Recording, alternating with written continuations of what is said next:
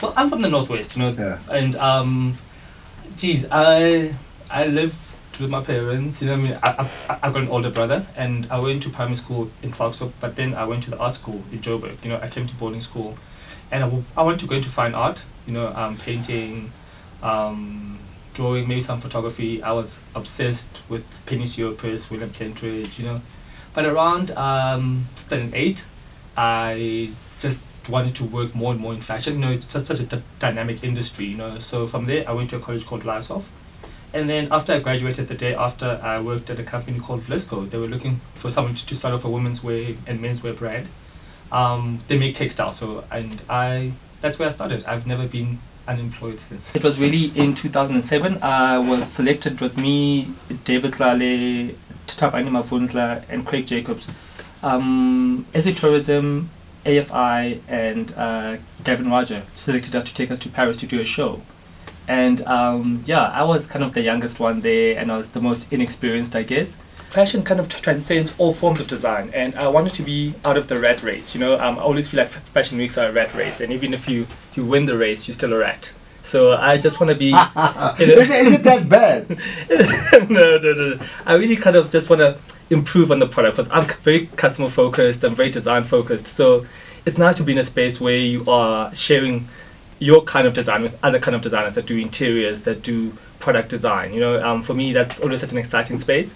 And I also host my own fashion shows as well. You know what I mean? I'm a fashion designer. There's no shame with that word. Or people always try and find little nifty, fun of fancy words. Couture. Yeah. What's the other words they use? But those all do apply. But I'm a fashion designer. I love to make clothes. You know what I mean? And I love to make clothes of their times. So it is fashion. It's always been about doing things at my own terms. The first time I started doing this, people were like, nobody wants to wear ready to wear, the clothes are too boring, people can afford the same things from overseas. But I knew there was a way to create clothes locally that were well made, paying people well, using the retail networks that are already existing, convincing stores to stock your goods.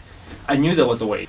I create ready to wear off the rail, and but it's high end, it's mid to high end, but it's directly to the consumer.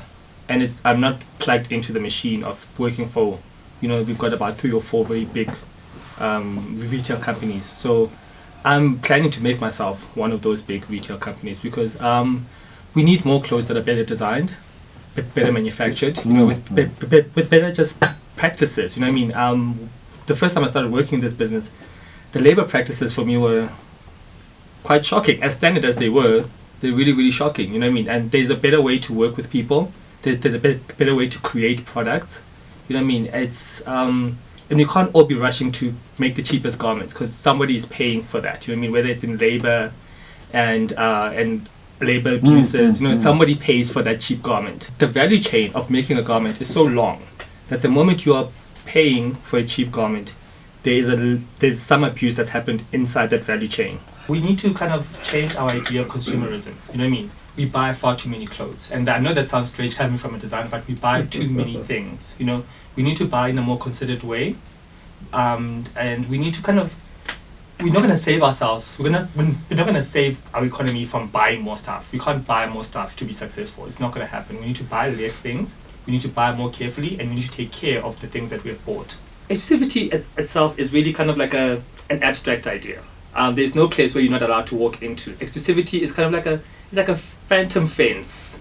You know what I mean? My price points are the same throughout all of the places where I am available. So a dress from Luminance is the same price as the one from Spree, as the one from Burgundy Fly, as the same one from ThulaSindi.com. So what do you sell your dresses for? Let's talk about a good evening dress. A good evening dress, you're talking anything between 3,000 and 7,000 rands. Men need great basics.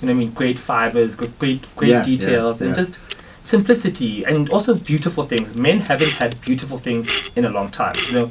Menswear hasn't interested me because it's been obsessed with military or debonair, trying to look like James Bond, or trying to look rich. Those 3 things don't interest me. I find it foolish. I love tailoring. I love the art of tailoring, but I also feel like suits have become this costume that men wear.